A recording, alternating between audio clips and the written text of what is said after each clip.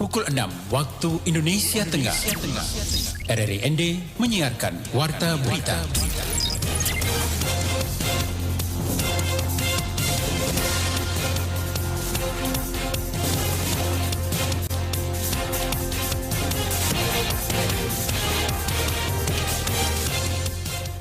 Dari kawasan Duren nomor 1 inilah Warta Berita pagi edisi penyiaran hari ini Senin 25 April 2022 dengan sari berita. Masyarakat Fatato Timur, Kecamatan Bewaria minta pemerintah segera bangun jembatan di Kali Lowolaka. Jelang Hari Raya Idul Fitri, harga kebutuhan pokok di pasar tradisional Manggarai Barat dan Nagekeo mulai mengalami kenaikan. Bersama saya, Femi Sareora, inilah berita selengkapnya.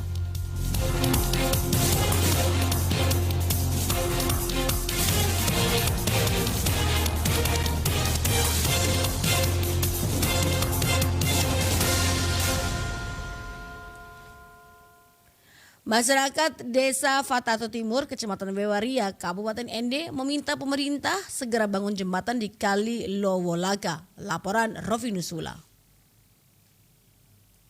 Kalau yang ini kan permintaan kan ketika kita forum SKPD di sana ketika anggaran pasar langsung coret, itu dia langsung coret. Ini kita masukkan ke pusat atau ke provinsi. Jadi itu dengan sendirinya akan hilang. Jadi di usulan kecamatan itu dia pasti muncul, dia ada. Masyarakat Desa Fatato Timur, Kecamatan Bewaria, Kabupaten ND meminta pemerintah segera bangun jembatan di Kali Lowolaka karena sangat berisiko ketika menghadapi arus deras di musim hujan tiba, terlebih siswa sekolah saat melintasi Kali Lowolaka. Kepala Desa Fatato Timur Ishak Abeldo mengatakan masyarakat harus menyeberang Sungai Lowolaka yang merupakan akses jalan satu-satunya menuju tempat fasilitas umum seperti sekolah, tempat ibadah dan fasilitas kesehatan dan sejumlah desa lainnya. Kades Ishak menjelaskan meski siswa sekolah maupun tenaga pendidik sudah berpakaian rapi, mereka terpaksa harus menyeberangi Sungai Lowolaka. Walaupun sudah berhati-hati, namun sebagian seragam mereka basah karena dalamnya sungai dan kondisi ini sudah berlangsung lama puluhan tahun silam karena ketiadaan jembatan penghubung di Kali Lowolaka. Puluhan siswa terpaksa harus menyeberang sungai menghadapi arus air yang deras. Bukan hanya siswa tetapi juga para guru harus rela pakaiannya basah demi dapat mengajar para siswa-siswi di sekolah yang berlokasi di seberang sungai. Selesai budget yang disampaikan kemarin, bahwa ini saya harus tampung selama 3 periode 18 tahun. Jadi kemarin saya dengan informasi dari Satker disampaikan saya minta jembatan. Kalau untuk infrastruktur minor pendukung lainnya misalnya opritnya jalan, saya bisa pakai dana desa. Saya bilang saya punya material ini bisa diambil gratis. Saya pastikan ini diambil gratis. Saya siap dengan dana desa untuk bangun. Saya butuh jembatan. Kalau ada jembatan itu saya upayakan dengan dana desa. Jadi kalau diminta saya kerja jembatan, ya 3 periode ini kan saya rugi, tamu itu masih mending saya buka jalan tani buat terabang. Kepala Desa Fatato Timur Ishak Abeldo mengatakan terkait jembatan dirinya sudah usul baik melalui Musrembang Des maupun Musrembang Cam, namun hingga saat ini belum terrealisasi. Pihaknya berharap pemerintah kabupaten, provinsi maupun pemerintah pusat bisa memperhatikan karena dirinya sudah berusaha melalui dana desa namun tidak sanggup karena dana desa bukan hanya diprioritaskan untuk pengerjaan akses jalan dan jembatan. Pada tempat yang sama, Kepala SDI Nio Sanggo Felix V mengatakan kondisi ini sudah lama dialami puluhan tahun oleh warga desa dan siswa sekolah. Hingga saat ini belum ada solusi apapun dari pemerintah. Felix V mengatakan pada musim penghujan, materi pelajaran untuk anak sekolah selalu mengalami keterlambatan sebab banyaknya waktu libur. Para siswa dan guru tidak bisa menyeberangi sungai. Keluhan kami sebagai pemimpin sekolah ketika pada saat musim hujan, Pak. Siswa kami tidak pernah datang ke sekolah. Itu pada saat musim hujan ini kira-kira 2-3 bulan atau 2-3 minggu ketika banjir datang. Dan situasi di kampung ini, kalau ketika mereka sekolah, Pak, itu kelihatan sekarang itu panas. Namun ketika mendung di hulu air, itu tiba-tiba air datang. Felix menambahkan, Untuk mengejar keterlambatan mata pelajaran, pihak sekolah mensiasati dengan belajar kelompok di rumah dan didampingi guru. Selaku kepala sekolah, dirinya mengharapkan pemerintah untuk segera membangun jembatan agar para siswa bisa sekolah tanpa harus menyeberangi kali yang sangat berisiko. RRI Ender Fidus Fula melaporkan.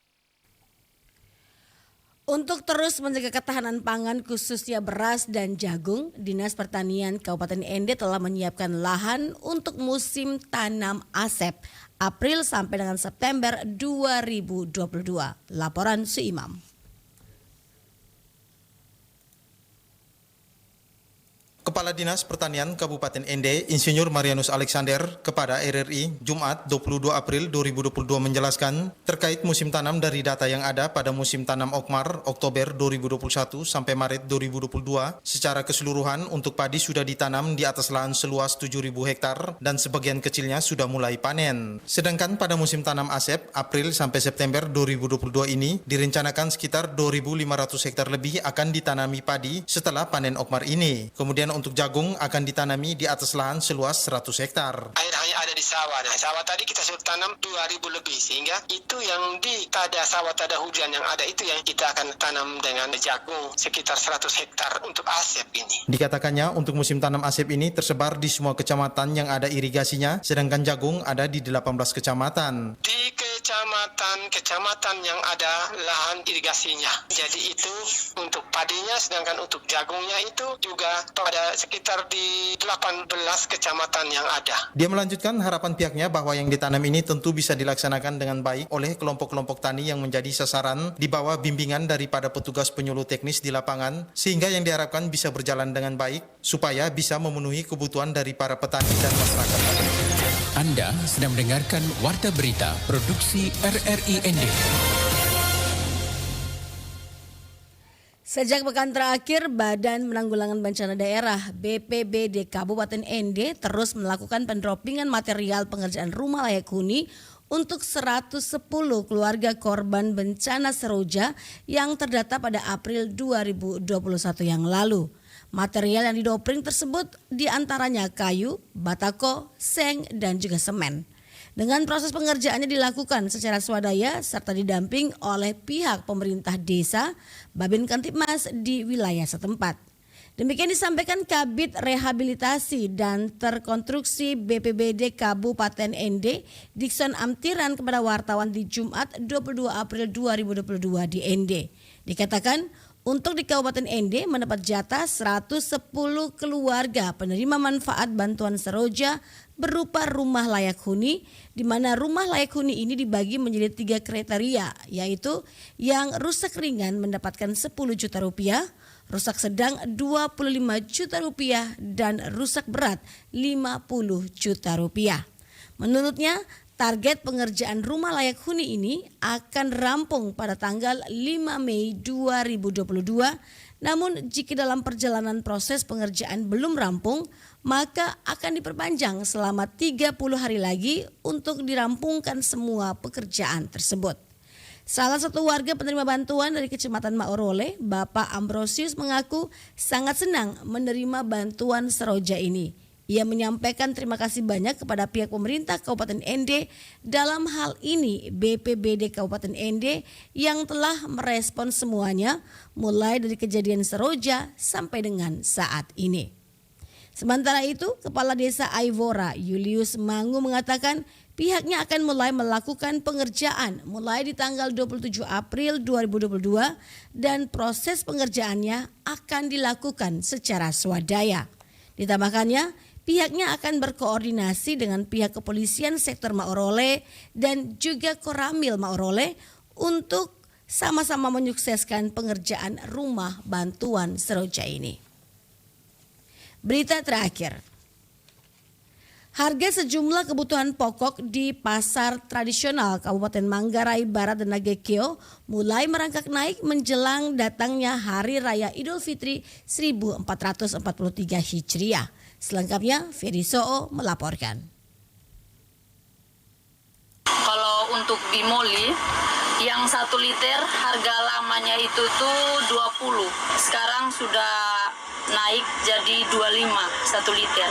Kalau yang 2 liter yang refill itu harganya itu tuh 50 sekarang. Beberapa kebutuhan pokok yang harganya merangkak naik, diantaranya telur ayam ras, gula pasir, daging, minyak goreng kemasan, serta bawang merah dan bawang putih. Kadis Perindak Manggarai Barat Gaetinus Danggur kepada RRI mengatakan, saat ini untuk harga kebutuhan pokok di beberapa pasar yang ada di Kota Labuan Bajo ada kecenderungan naik, diantaranya gula pasir, telur ayam, kacang tanah, dan daging. Gula pasir yang biasanya Rp14.000 per kilogram naik menjadi Rp15.000 per kilogram. Kacang tanah naik dari Rp32.000 per kilogram menjadi Rp35.000 per kilogram. Sedangkan untuk daging sapi relatif stabil dan tidak mengalami kenaikan harga. Dan mengantisipasi kenaikan harga, pihaknya akan bekerjasama dengan Dolok untuk melakukan operasi pasar. Ini memang ada kecenderungan naik.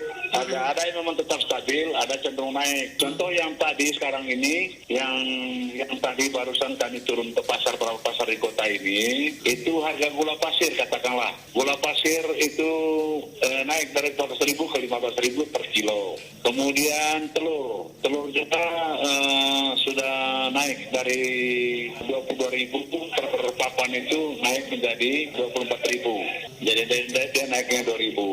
Kacang tanah ini lumayan naiknya 3.000. Kalau berapa hari lalu 32.000, sekarang 35.000 per kilo. Untuk daging sapi ini relatif stabil, 130.000 per kilo. Dalam rangka mengantisipasi itu kami nanti akan pemilihan dengan Dolok. Nanti di pertengahan menjelang hari H itu nanti kami akan melakukan satu kegiatan operasi pasar.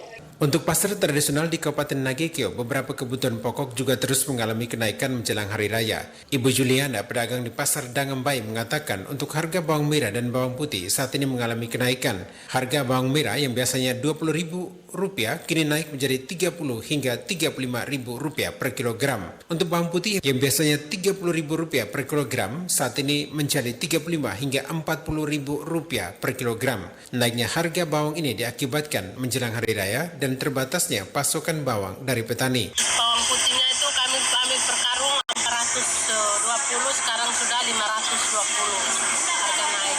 Per kilonya sekarang sudah 35, kemarin minggu lalu masih 30. Bawang merah yang lalu 25, sekarang sudah 30.000. Nah, sudah dekat Hari Raya dong.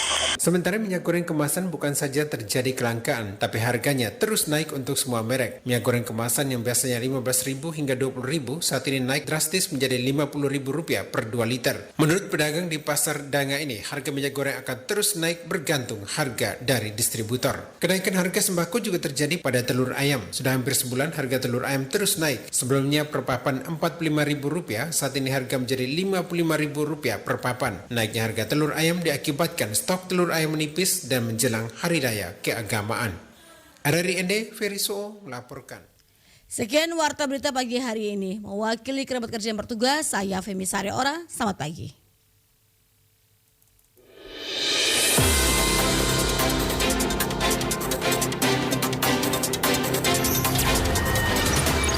Terima kasih. Anda telah mendengarkan Warta Berita Produksi RRI ND.